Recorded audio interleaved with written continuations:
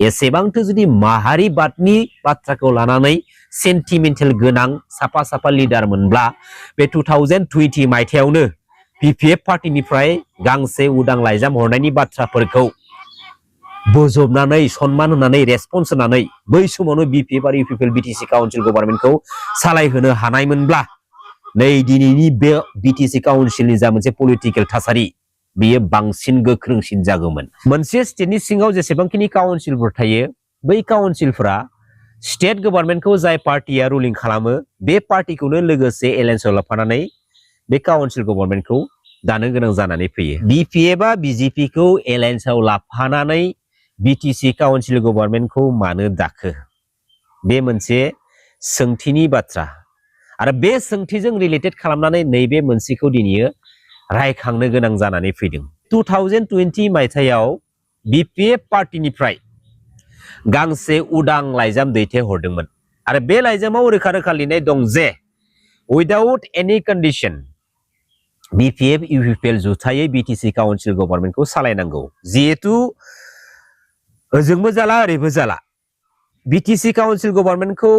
सालायनो थाखाय जेसेबांखिनि सीट्स देरहासार खालामनो हानांगौ दिनै बे 2020 मायथाइयाव BPF आबो देरहासार खालामनो हादिया UPPL आबो देरहासार खालामनो हादिया। नाथाय बे BPF पार्टीनिफ्राय हरनाय लाइजामखौ बहाबा खनायाव दोनखुमानानै दोननाय बर'नि सोर बै लिडार्स दैदेनगिरिफोर बे लाइजामखौ नुनानै मिथिखासेयावबो मानो गावबा गावनि खुगाखौ सिरि थानायनि गुबै जाहोनानो जाहैबाय मा BPF पार्टीखौ 2020 मायथाइयाव एलायन्सआव लाफानानै जुदि BTC काउन्सिल गभर्नमेन्टखौ सालायोमोनब्ला बै माखासे लुबैसुला लुजार्स बर'नि लिडार्स दैदेनगिरिफोरनि माखासे पलिटिकेल प्लेटफर्मनि गेजेरजों मोननाय बे गाज्रि बाहागोफोरा गोमागोन। जायनि थाखाय बै समाव BPF पार्टीनि खावलाय हरनाय गांसे उदां लाइजामनि बाथ्राफोरखौ इगनर नेवसिनानै दोनदों। बे लाइजामखौ जों बर'नि माहारियारि आफादफोरनि मैखोम बिबानगिरिफ्राबो बे बाथ्राखौ मिथिदोंमोन। नाथाय अब्लाबो मानि थाखाय सिरि थानाय, मानि थाखाय बै लाइजामनि बाथ्राफोरखौ इम्पर्टेन्स होदिया, बेनि सायाव गोबां रोखोमनि माखासे सोंथिफोरा दिनैनि समाव बेरखाङो। दा दिनै देरहालांनाय माखासे MCLAफोरखौ दोनखुमानानैसो जिहेतु BTC काउन्सिल गभर्नमेन्टखौ मानगोनां प्रम'द बिथांमोना थांनाय 2020 मायथाइयाव दादोंमोन। दा दोनखुमानानै दानाय माने मा? बेखौ मानगोनां रायजो राजा नोंथांमोना एसे मोजाङैनो मिथिदो। दा बेबायदि स्टाइलै मोनसे पलिटिकेल सिस्टेम खालामनो फैनाय माखासे बाथ्रा, माखासे सैथोनि बाथ्राखौ दिनै मानगोनां रायजो राजा आइ आफा बिदा फंबायमोना मोजाङैनो मिथिदों। आरो फैबाय थानाय समाव जोंसो साग्रिद जानांगोन, जों रायजो राजाफ्रासो स्ट्रं जानांगोन। जों रायजो राजाफ्रा स्ट्रं माने बै पलिटिकेल लिडार्सफ्रा अट'मेटिकलि स्ट्रं जालांखानांगोन। आरो जाय बायदि लिडार्स दैदेनगिरिफ्रा जास्ट फर गावनि थाखायल', जास्ट फर गावनि मोननांगौ मोन्थायनि थाखाय रायजो राजाफोरखौ मिस इउज खालामो, थगायो, जाम्बा जाम्बि खालामनो नाजायो, बे लिडार्सखौ रायजो राजाफ्रा जुदि थुलुंगा होना लाबावब्ला, गोरोन्थियावनो जुदि सापर्ट होना लाफिनोब्ला फिन जों रायजो राजाफ्रानो भुगिनो गोनां जानानै फैगोन। दा जियानो जा जोंनि बे BTC काउन्सिल पलिटिकेल सिस्टेमाव सोरबायदि लिडार्सखौ जोंनो नांगौ, सोरबायदि लिडार्सखौ जों स्टेन्ड खालामलांबाय थानांगौ, बे बिथिंनि सायाव मानगोनां रायजो राजा आफा बिदा फंबायमोन नोंथांमोना मोजाङैनो गियान दंखायो। बे जोंनि साधारन BTC बायदि काउन्सिलनिफ्राय दिनै BPF बायदि मोनसे पलिटिकेल पार्टिया BJP बायदि मोनसे नेशनेल लेभेलनि गेदेर पलिटिकेल पार्टिजों लोगोसे जाफानानै आसाम स्टेट गभर्नमेन्ट दाफुंनायाव मैखोम बिहोमा होनो हादों। बेबो जोबोद गोग्गाथावना बाथ्रा। आरो BPF पार्टी हिसाबै रायजो राजाफोरनि जेरैबायदि थुलुंगानाय मोननानै, अनसायनाय मोननानै थांनाय 2025 मायथाइयाव गासै मोन 29टा सीट्स देरहासार खालामनानै मोनसे पलिटिकेल रेकर्डखौ अल ओभार इन्डियानि पलिटिकेल सिस्टेमाव दिन्थिफुंनो हादों। आरो बे सेम पारफरमेन्सनि लामाजों स्टेन्ड खालामनानै बावैसो सान सिगाङाव जालांनाय आसाम बिधानसभा बिसायख'थियाव BPF पार्टीनिफ्राय गासै मोन 11टा बियाबाव बिजाथि गथायदोंमोन। बेनिनो मोन 10टा बियाबाव BPF पार्टीया देरहासार खालामनानै आसाम स्टेट गभर्नमेन्ट दाफुंनायाव दिनै BJP बायदि मोनसे नेशनेल लेभेलनि पलिटिकेल पार्टीजों लोगोसे थाफानानै स्टेट गभर्नमेन्ट दाफुंनायाव मैखोमै बिहोमा होनो हादों। 2020 मायथाइयाव मानगोनां प्रम'द बिथांमोननि दैदेननाय UPPL पार्टीया BJP, AJP, GSP बायदिसिना जुथायै लानानै BTC काउन्सिल गभर्नमेन्टखौ सालायबाय। बे सालायबाय, सालायदो मोजाङै सालायलांदो मोजांनि बाथ्रा नाथाय मानगोनां प्रमद बर' बिथाङा बिटिसि नि CEM नि सेराव जिरायनानै गावनि आखायाव जाखिनि पलिटिकेल पावारफोर मोनो बै पलिटिकेल पावारफोरखौ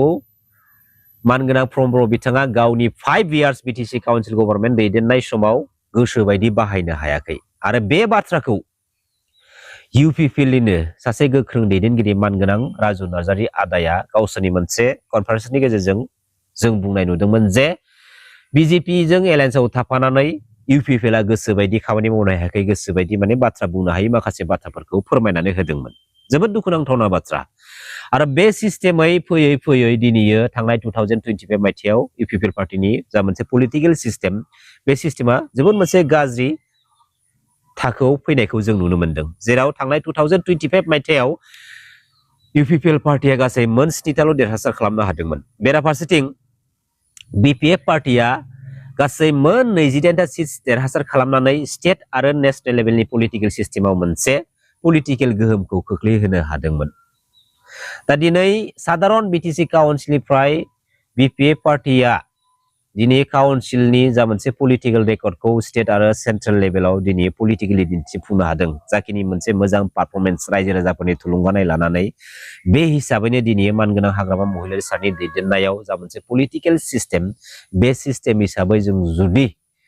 मोनसे स्ट्रं लामाजों जुदि स्टेन्ड खालामलांबाय थानो हायोब्ला जोंनि पलिटिकेल प्लेटफर्मनि गेजेरजों सुस्रांनो गोनां माखासे जेंना जेथोफोरखौ निश्चय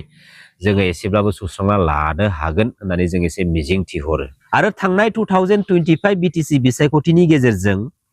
जों बर' बिदा फंबायनि गेजेरावनो साधारन माने मिनिंलेस पलिटिकेल इस्युफोरखौ लानानै माखासे पइन्टलेस बाथ्राफोरखौ लानानै गावजों गावनि गेजेराव एना एनि जालायनाय सोरबा सोरनिबा न'आव थांनानै दादागिरि खालामहैनो नाजानाय बेफोरबायदि माखासे इनडिसिप्लिन जालांनाय जाथायफोरखौ जोङो गोबां नुनो मोनदों ओरैबायदि जाथावथारै माखासे नुथायफोरखौ जों नुनो मोनदोंमोन माने दा समाव बुंथाव जालाबो बुंब्लाबो लाजियो लाजिगनोबो हाया बुङाबाबो जाया बुंब्लाबो दाय जायो माने बुंब्लाथाय बिसोरनि माखासे सैथोफोरखौ माने रायजोनि सिगाङाव फोरमायना होनाय जायो नालाय बिसोर माने लाजियो लाजिनानै बहा थागोन बहा मागोन जायो दा बेफोरबायदि माखासे केरेक्टार्सनि बर' फिसाफोर दं जोंनि गेजेराव जाय माखासे बर' फिसाफोरनि थाखायनो थारमाने बायदिसिना समनि गेजेराव गुबुंले बारहावाफोरखौ माने सोमजिनाय जोङो नुनो मोनबाय थायो नाथाय आन्दोनि गुबै बाथ्राया मा मिथिगौना दिनैयो आसाम स्टेटनि एन्टि बड' एन्टि ट्राइबेल हारिनि डार्टि माइन्डेड माखासे लिडार्स दैदेनगिरिफ्रा जेब्लायबो जोंनि ट्राइबेल हारिनि जेसेबांखिनि काउन्सिलफोर दङ बै काउन्सिलफोरनि पलिटिकेल सिस्टेमनि गेजेरजों बै ट्राइबेल बिदा फंबायफोरनि गेजेराव माबोरैहाय डिभाइड एन्ड रुलखौ खालामनानै दोननो हागोन बेखौ नाजाथाबबाय थायो आरो दिनैयो बेनि थाखायनो जोंनि गेजेराव साफा साफा माने गोख्रों पलिटिकेल लिडारनि गोख्रों माने दैदेनगिरिनि जोबोद गोनांथि जानानै फैदों